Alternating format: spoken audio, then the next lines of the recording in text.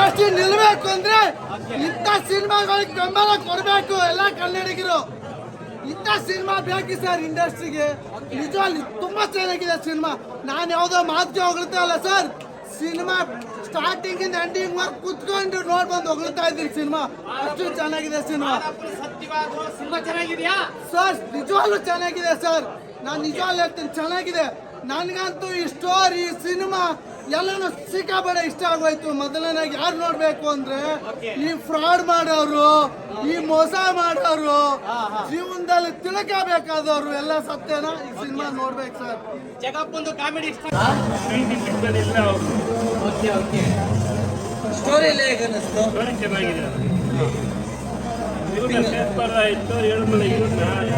ವೀರಪ್ಪನ್ನ ಚೆನ್ನಾಗಿದೆ. ಸ್ಟೋರಿ ಎಲ್ಲ ಚೆನ್ನಾಗಿದೆ. ಇಂಟ್ರೆಸ್ಟಿಂಗ್ ಆಗಿದೆ.